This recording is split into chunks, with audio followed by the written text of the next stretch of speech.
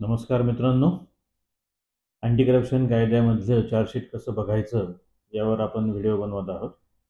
आजच्या भागामध्ये मी आपल्याला हे समजून सांगणार आहे की चार्जशीटमधले जे पंचनामे असतात आणि त्यासोबतचे कागदपत्र जे असतात ते आपण कसे वाचायचे, कसे समजून घ्यायचे यावर मी आपलं मार्गदर्शन करणार आहे.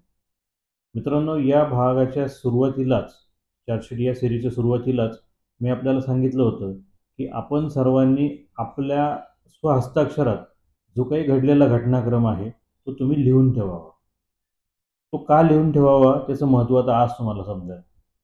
मित्रांनो, जो घटनाक्रम तुम्ही सुरुवातीला लिहून ठेवला स्वहस्ताक्षरामध्ये, तो झालेला प्रकार जसा होता तसा तुम्ही त्याच्यात लिहिला. तो स्वतः तुम्ही बघितला, अनुभवला, तुम्ही त्याचे प्रत्यक्षदर्शी साक्षीदार आहात. परंतु आता तुमच्या हातामध्ये तपासाचे संपूर्ण कागदपत्र तुमच्या हातामध्ये आलेले आहे. आणि तपासाची कागदपत्र तुमच्या हातामध्ये आल्यानंतर जे तुम्ही स्वहस्ताक्षरात लिहिलेलं आहे त्याच्यामध्ये आणि या तपासाच्या कागदपत्रांमध्ये किती तफावत आहे हे तुमच्या लक्षात येईल. मग ती जी तफावत असते ती तफावत तुम्हाला तुमच्या संधीमध्ये संधीमध्ये याचा अर्थ असा आहे की तुम्हाला तुमचा बचाव तयार करण्यासाठी काय काय तयार त्याचा बेनिफिट तुम्हाला घेता येईल ही महत्त्वाची गोष्ट त्याच्यामध्ये असते. हे आता प्रत्येक केस टू केस व्हेरी असतं, त्याच्यामुळे त्याच्यावर असं कॉन्क्रीट सांगणं थोडंसं अवघड आहे.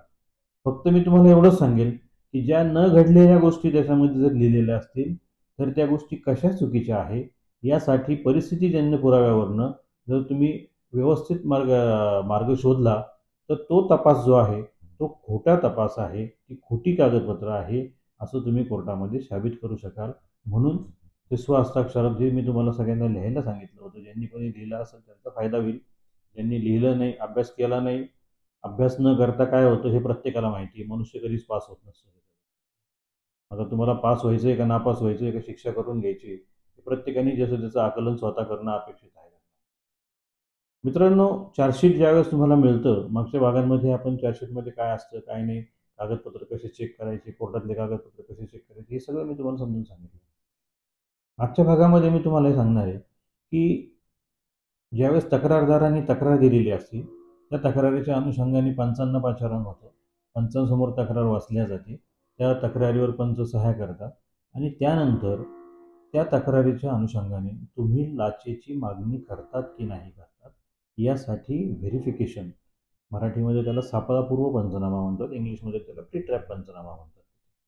तर हे पंचनामा करण्यासाठी तुमच्याकडे पथक पाठवतात. त्याच्यात कोण असतं? तक्रारदार आणि पंच क्रमांक 1. बऱ्याच जणांचा हा कन्फ्युजन असतो की त्यात 2 पंच असतात, नेमकं कोण येतं? तर पंच क्रमांक 1 हा जनरली तक्रारदारासोबत असतो. तर हे दोघं ज्यावेळेस मग ते त्यांच्याकडे येण्यापूर्वी व्हॉइस रेकॉर्डर दिलं जातं, त्याच्यात मेमरी कार्ड टाकलं जातं आणि पाठवलं जातं तुमच्याकडे आणि तुम्ही त्याच्या तक्रारीच्या अनुषंगाने मग तो तुमच्याकडे विषय काढतो, साहेब माझ्या कामाचं असं होतं, हे करा ते करा. मग त्या क्षणाला जर तुमची लाचेची मागणी तुम्ही जर केली तर पुढची कारवाई होते. परंतु बऱ्याच केसेसमध्ये ज्यावेळेस तो तक्रारदार येतो त्यावेळेस बऱ्याच लोकांना हे माहिती नसतं की हे रेकॉर्डिंग चालू आहे वगैरे वगैरे अनेक गोष्टी असतात त्याच्यामध्ये. तर त्या हिशोबाने तुमची बोलणं जे आहे ते नेहमीच माणसाने व्यवस्थित बोलावं. पण त्याच वेळेस जर समजा तुमच्याकडनं काही चुकीच्या गोष्टी जर झालेल्या असतील, काही गोष्टी बोलल्या गेल्या असेल तर ती लाच मागणी म्हणून ती गृहीत धरल्या जाते. मग त्या क्षणाला स्वाभाविकपणे एक कायम लक्षात ठेवायचं, एखादा मनुष्य आला आणि तो जर तुमच्याशी पैशाशी जर बार्गेनिंग करायला लागला तर तिथं धोका हे समजून घ्यायचं नेहमी तिथं.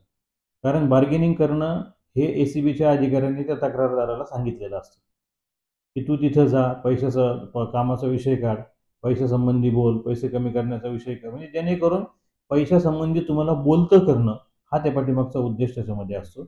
आणि ते जर तुमच्याकडनं झालेलं असेल तर 100% पुढची कारवाई होती.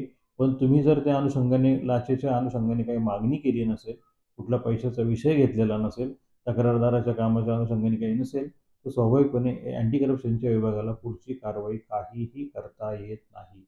मग तुमच्या केसमध्ये काय झाले ते तुम्ही बघा. तुम्ही खरंच लाचेची मागणी केली, नाही केली, जे तुमचं बोलणं झालं ते तक्रारदाराच्या कामाच्या अनुषंगाने होतं, नव्हतं, जो पैशाचा विषय झाला तो त्या तक्रारीमध्ये नमूद केल्याच्या अनुषंगाने होता, नव्हता, हे तुम्ही नीट बघा.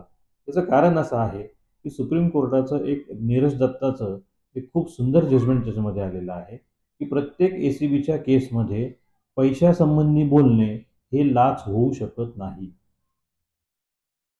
कारण मी मागेही सांगितलं की शासनाच्या अनेक अधिकाऱ्यांना पैसे घेण्याचे अधिकार शासनाने प्रदान केलेले आहेत. मग त्या क्षणाला ती शासकीय रकमेच्या बाबतही बोलणं असू शकतं. कोणाचा उसनवारीचा व्यवहार असू शकतो, कोणाचा काही मदतीचा व्यवहार असू शकतो.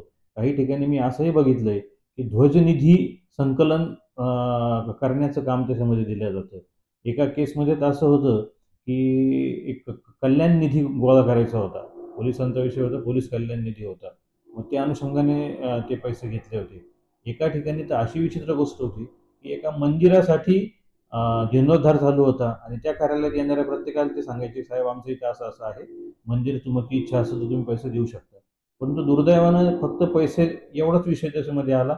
मंदिरायशाचाही शब्द आला नाही, जीर्णोद्धारही शब्द आला नाही. ही जी गोष्ट आहे ती लाचेमध्ये रूपांतरित झाली असं कागदपत्रावरून दिसतं. त्यामुळे तुमच्या केसमध्ये नेमकं काय आहे तुम्ही नीट बघा. जर तुमची मागणी झालेली असेल तर स्वाभाविकपणे तक्रारदार आणि पंच क्रमांक 1 ACB पथकाकडे परत येणार. पथकाकडे परत आल्यानंतर तुमच्या त्या तक्रारदारासोबत दिलेलं जे व्हॉइस रेकॉर्डर आहे त्याच्यातलं मेमरी कार्ड काढणार, ते लॅपटॉपला कनेक्ट करणार, ते ऐकणार तिथे आणि त्याच्यामध्ये जर तुमची मागणी झाली असेल तर स्वाभाविकपणे पुढचा यशस्वी सापळा पंचनामा जो आहे त्यासाठी तक्रारदाराला पाठवलं जातं. आता हे जे पंचनामे जे होत असतात या पंचनाम्यांमध्ये आता तुम्हाला प्रोसिजर सगळ्या मी अगोदर समजून सांगितलेले आहेत की त्या प्रोसिजरच्या अनुषंगाने ACB पथक कारवाई करत असतं. मग ज्यावेळेस तक्रारदाराने त्या लाचेच्या नोटा हजर केल्या, त्याला ती अँथ्रासिन पावडर लावल्या जाते, त्याला काही सूचना दिल्या जातात. सूचना पंचनाम्यांमध्ये नमूद असतात तिथे, त्या तुम्ही नीट बारकाईने वाचा. त्या सूचनांप्रमाणे खरंच तक्रारदार वागलाय का, पंच वागलाय का, घटना घडली का, हे तुम्ही नीट बघा. त्याच्यानंतर दुसरी महत्त्वाची गोष्ट ते किती वाजता गेले, किती वाजता परत आले, हे तेवढ्या कमी कालावधीमध्ये या गोष्टी पॉसिबल आहेत का, तुमचे अंतर किती आहेत त्याच्यामध्ये ते तुम्ही नीट बघा. अशा बारीक सारी गोष्टी ज्या आहेत त्या खूप गोष्टी त्याच्यामध्ये असतात. त्या जर तुम्ही नीट बघितल्या तर त्या पंचनाम्यांमधले बारकावे जे आहे ते स्वाभाविकपणे तुमच्या लक्षात येतात. मग ज्यावेळेस यशस्वी सापळा पंचनाम्याच्या अनुषंगाने जे लाचेच्या नोटा घेऊन तुमच्याकडे येतात आणि घेऊन आल्यानंतर जर तुम्ही ती लाच स्वीकारली तर स्वाभाविकपणे तो ट्रॅप सक्सेस होतो. तुम्हाला त्याच्यामध्ये पकडलं जातं. पकडल्यानंतर स्वाभाविकपणे तो पंचनामा होतो. तुमचे हात तपासले जातात. ज्याला काही अँथ्रासिन पावडर लागली असेल, तुमचे कपडे असतील, इतर काही टेबल, खुर्ची, बॅग, ड्रॉवर अनेक गोष्टी असतात त्याच्यामध्ये. त्या सगळ्या तपासल्या जातात तिथे आणि ते तपासल्यानंतर बऱ्याच केसेसमध्ये आता नवीन याच्यामध्ये व्हिडिओ शूटिंग किंवा फोटोग्राफ्स जे आहे त्याच्यामध्ये केले जातात. जुन्या प्रकरणांमध्ये तो प्रकार नाही आहे तिथे. तुमच्या केसमध्ये नेमकं काय झालं होतं? मग झालेल्या गोष्टीप्रमाणे चार्जशीटमध्ये कागदपत्र आहे का? ते तुम्ही बघा. कारण मी वारंवार सांगतोय सगळ्यांना, की ही घटना तुमच्या बाबतीत घडलेली आहे. तुम्ही त्याचे प्रत्यक्षदर्शी साक्षीदार आहात. त्याच्यामुळे हे तुम्हालाच माहिती आहे त्याच्यामध्ये की खरा प्रकार काय घडलेला आहे. वकील महोदयांना ही गोष्ट काहीही माहीत नसते. त्यांच्यासमोर फक्त तपासाची कागदपत्रे असतात. त्यातले 70% कागद हे बनवलेले असतात. 30%च घटना खरी असते. हा नेहमीचा अनुभव सगळ्या वकिलांचा आहे. तर मग अशा सिच्युएशनमध्ये जे काही बनवलेल्या गोष्टी आहेत, मग त्याला गोबाई देण्यासाठी तुमच्याकडे काही वेगळ्या काही गोष्टी आहेत का? त्या तुम्ही बघणं गरजेचं आहे. तर मग अशा या सगळ्या परिस्थितीमध्ये ज्यावेळेस हे सगळे तुम्ही कागदपत्र नीट बारकाईने बघाल आणि ज्यावेळेस हे पंचनामे होतील, तर त्यानंतर ज्यावेळेस सापळा कारवाई पूर्ण होती, त्यानंतर अँटी करप्शन विभाग तुम्हाला तुमचं लेखी निवेदन द्यायला सांगत असतं.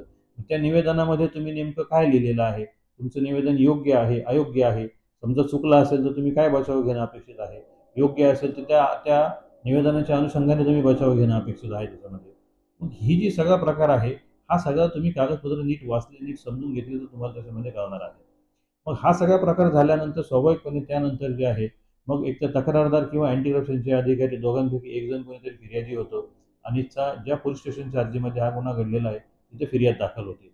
मग ती फिर्याद दाखल झाल्यानंतर त्या फिर्यादीमध्ये नेमकं काय आहे?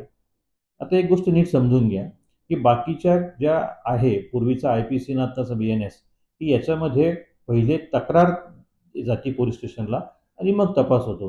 परंतु अँटी करप्शनमध्ये इथे सगळा तपास अगोदर होतो आणि शेवटी फिर्याद होत असते. त्याच्यामुळे ही जी फिर्याद आहे, ती फिर्याद परिपूर्ण असणं गरजेचं आहे. ती प्रॉम्प्ट FIR असणं गरजेचं आहे. ती कायदेशीर फिर्याद असणं गरजेचं आहे. मग ती तुमच्या केसमध्ये आहे की ते तुम्ही बघा. जे काही FIRचे कशी असावी, कशी नसावी, हे मी यासाठी स्वतंत्र व्हिडिओ बनवलेले आहेत. ते आपण आमच्या चॅनलवर जाऊन बघू शकता तिथे. मग त्या अनुषंगाने तो खरंच घटनाक्रम त्याच्यामध्ये होताय का? त्या गोष्टी बसतायत का त्याच्यामध्ये तिथे? ते तुम्ही नीट बघा तिथे. त्याच्यानंतर त्या फिर्यादीमध्ये ज्या कलमाच्या अनुषंगाने तुमच्यावर आरोप लावलेले आहेत, त्या आरोपाच्या अनुषंगाने तुमच्या विरुद्ध खरंच पुरावा त्याच्यामध्ये निष्पन्न होतोय का? हा पुरावा त्याच्यामध्ये आहे का? का तुम्हाला ओढून ताडून त्याच्यामध्ये आरोपी केलेला आहे तिथे? कारण सिंगल केसमध्ये ज्यावेळेस सिंगल आरोपी असतो त्यावेळेस त्याचे मेरिट्स वेगळे असतात. पण एका केसमध्ये 2, 3, 4, 5 आरोपींची संख्या ज्यावेळेस वाढवल्या जाते, त्यावेळेस प्रत्येकाला काहीतरी रोल देणं अपेक्षित असतं आणि तो रोल कायदेशीर रोल एसीबीच्या अधिकाऱ्याने तुम्हाला दिलाय का? जो रोल तुम्हाला दिलेला आहे, म्हणजे रोल देणं म्हणजे काय? तर एखादा खाजगी इसम दाखवणे, एखाद्याने गुन्ह्यास प्रोत्साहन देणे, हे ज्या प्रक्रिया त्याच्यामध्ये दाखवतात. कारण सेक्शन 7, 7A आणि 12 या तिघांखाली गुन्हे दाखल होत असतात. मग या सगळ्या प्रक्रियेमध्ये नेमका तुमच्यावर त्यांनी आरोप कुठल्या कलमाखाली ठेवला आहे? मग त्या ठेवलेल्या कलमाखाली जो काही ज्या कलमाखाली आरोप ठेवलेला आहे, त्या अनुषंगाने त्याच्याविरुद्ध तुमच्याविरुद्ध त्या फिर्यादीमध्ये काय काय आरोप याच्यामध्ये केलेले आहे, ॲलिगेशन्स काय काय केलेले आहे, त्या ॲलिगेशन्सच्या अनुषंगाने पुरावा काय आहे, हे सगळं तुम्ही बघा. कारण त्याचं दुसरं कारण असं आहे, की ज्या काही पंचनाम्यांच्या सोबत ज्या काही संभाषणाच्या स्क्रिप्ट जोडलेल्या असतात, त्या स्क्रिप्ट खूप एक गमतीचा भाग त्याच्यामध्ये असतो. बऱ्याच केसेसमध्ये असं अनुभवायला मिळतं, की जे तुमच्या बाजूचा पोर्शन असतो, तो अँटी करप्शन विभागाच्या बदमाश अधिकाऱ्यांनी जाणीवपूर्वक त्याच्यामध्ये टाकत नाही आणि ज्या गोष्टी तुमच्या अगेन्स्ट कळत-नकळतपणे बोललेल्या असतात, तेवढ्याच गोष्ट हायलाइट करतात आणि तेवढा पोर्शन तो बोल्ड करतात त्याच्यामध्ये. स्वाभाविकपणे आपण कुठलाही कागद बघितला, जो बोल्ड पोर्शन असतो त्याच्यावर आपलं लक्ष प्रथम जातं तिथे. ह्याच सायकॉलॉजीचा फायदा ते त्याच्यामध्ये घेतात आणि त्या गोष्टी करतात. परंतु त्या क्षणाला तुम्ही हेही बघणं गरजेचं आहे, की जे मी तुम्हाला सुरुवातीला सांगितलं होतं, की प्रत्येकाने घडलेला घटनाक्रम जर त्याच्यामध्ये लिहून ठेवला, तर त्या घडलेल्या घटनाक्रमाप्रमाणे आणि ज्या संभाषणाच्या स्क्रिप्ट आहे, त्याच्यामध्ये तुम्ही खरंच तसे बोलले होते का नव्हते बोलले त्याच्यामध्ये. जर तुम्ही समजा त्याच्यामध्ये बोललेले नसाल आणि ते जर त्याच्यामध्ये इन्क्लूड केलेलं असेल, तर ते तुमच्या वकील साहेबांशी चर्चा करून त्या गोष्टी कशा खोट्या आहेत, त्या कशा कोर्टामध्ये साबित होणार नाही याची काळजी घेणं गरजेचं आहे. हे सगळं बारीक-सारीक गोष्टी तुम्ही बघणं गरजेचं आहे. मग त्याचसोबत जे काही पंचनामे झाले, त्या पंचनाम्यांमध्ये जे मेमरी कार्ड्स वापरलेले आहेत, त्या मेमरी कार्ड्स ते त्यांनी त्या पंचनाम्यांमध्ये जप्त दाखवले का ते बघा. झाल्यानंतर ते मेमरी कार्ड्स किंवा ज्या त्या लाचेच्या नोटा किंवा ज्या अँथ्रासिन पावडर लावलेले कपडे, कागद, बॅग जे काही असेल त्याच्यामध्ये, ज्या पोलिसांनी जप्त केले असतील, तुमच्या आवाजाचे नमुने घेतले असतील, त्याचे मेमरी कार्ड्स असतील, हे सगळे संबंधित पोलीस स्टेशनला त्यांनी जमा केले का ते त्याच्यामध्ये बघा तिथे. दुसरी महत्त्वाची गोष्ट जे साक्षी या सगळ्या प्रकारामध्ये जे लोक मंडळी त्याच्यावर होती, त्यांचे जबाब त्यांनी घेतलेले का तिथे बघा. जी काही स्वतंत्र साक्षीदार जर तुमच्या केसमध्ये असतील, तर त्यांचे जबाब घेतलेले का ते बघा तिथे.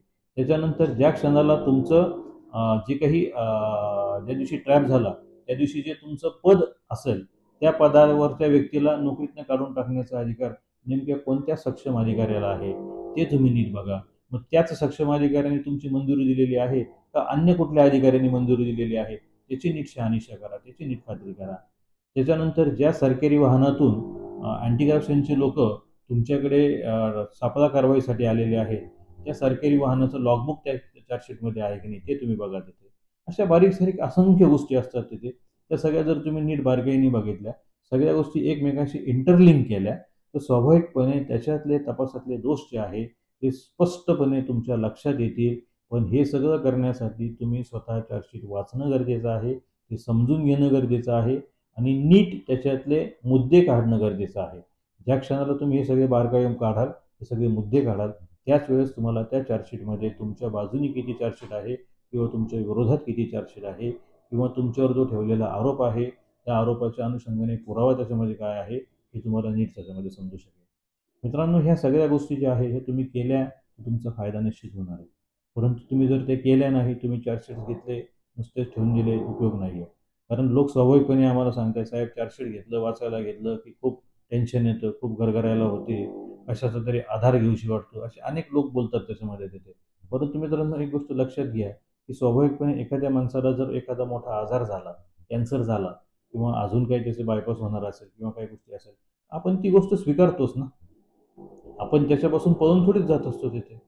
मग ती गोष्ट स्वीकारल्यानंतर त्याच्यातनं बरं कसं व्हायचं हे आपण बघत असतो. त्याचप्रमाणे अँटी करप्शन हा जो आहे, हा मी कायम सांगत असतो सगळ्यांना, की सरकारी नोकऱ्याच्या आयुष्यातला सगळ्यात मोठा आजार जर कोणता असेल, तर मानवी याच्यामध्ये सगळ्यात मोठा आजार सध्या कॅन्सर आपण म्हणतो. तर सरकारी नोकऱ्याच्या आयुष्यामध्ये एसीबी हा कॅन्सरसारखा असतो. हे मी कॅन्सर हा शब्द वापरतोय थोडासा वाईट शब्द आहे. पण त्याचं कारण असं आहे, की कॅन्सर हा बरा होणारा आजार आहे. पण तो कधी बरा होतो? ज्यावेळेस तुम्ही योग्य पथ्य पाळतात, तुम्हाला योग्य सर्जन मिळतो, योग्य औषधोपचार तुम्हाला मिळतात, स्वाभाविकपणे तुम्ही त्याच्यातनं बाहेर पडतात. परंतु तुमचा सर्जन चुकला, तुमचे औषधोपचार चुकले, तुमचे पथ्य चुकले, तर शेवट वाईट आहे. जशीच्या तशी अॅनालॉजी इथे ॲप्लिकेबल होते. मग तुमची अँटी करप्शनची केस चालवण्यासाठी तुमचे वकील तितके सक्षम पाहिजे. त्यांना अँटी करप्शनचं परिपूर्ण नॉलेज पाहिजे. नुसतं फौजदारीचं नॉलेज असून उपयोग नाही. अँटी करप्शनचे केसेस या पूर्ण वेगळ्या केसेस आहेत. त्या नीट समजून घेणं गरजेचं आहे. त्याची प्रोसेस पूर्ण वेगळी आहे आणि या केसेस चालवण्याचं निष्णात वकील जर तुमचे असतील आणि दुसरी महत्त्वाची गोष्ट ते तुमची लाईन ऑफ ॲक्शन जर तुमची प्रॉपर असेल, तुमच्याकडे योग्य कागदपत्रे असेल, तर जगातलं कुठलंच कोर्ट तुम्हाला दोषी ठरवू शकणार नाही. कारण तुम्ही योग्य पद्धतीने आणि कायदेशीर मार्गाने जर केस चालवली, तर स्वाभाविकपणे त्या गोष्टी होऊ शकतील. परंतु तुमचा मार्ग चुकला, तुमचे वकील निवडायची माध्यम चुकलं, तुमच्या केस चालवण्याचा माध्यम चुकलं, तुम्ही बचाव चुकीचा घेतला, बचावाच्या अनुषंगाने कागदपत्र दाखल केले नाही, स्वाभाविकपणे ह्या सगळ्या गोष्टींचा शेवट खूप वाईट होऊ शकतो. त्यामुळे हा शेवट वाईट होऊ नये कोणाच्याही आयुष्यामध्ये, तो गोड व्हावा यासाठीच तुम्हाला ह्या सगळ्या गोष्टींची माहिती व्हावी म्हणून आमच्या ऑफिसमार्फत आम्ही ही व्हिडिओ सीरीज सुरू केलेली आहे आणि हे चार्जशीटच्या अनुषंगाने हे मी आपल्याला याच्यामध्ये समजून सांगितलं तिथे. मित्रांनो, आपले काही शंका असतील तर आपण स्वाभाविकपणे या स्क्रीनवर दिलेला जो व्हॉट्सअप क्रमांक आहे त्यावर तुम्ही आमच्याशी संपर्क साधू शकता. आमचे काही प्रश्न असतील तुम्ही आम्हाला विचारू शकता. आम्ही निश्चित त्याला उत्तर देऊ. त्याचप्रमाणे आपण आमचा जो चॅनल आहे त्याला सबस्क्राईब करा. येणारे नवनवीन व्हिडिओज जे आहेत ते आपल्याला कळतील त्याच्यामध्ये आणि व्हिडिओच्या बाबतीमध्ये आपल्या काही कमेंट्स असतील तर ते आपण जरूर कराव्या आणि काही शंका असतील तर आपण विचाराव्या. नमस्कार. धन्यवाद.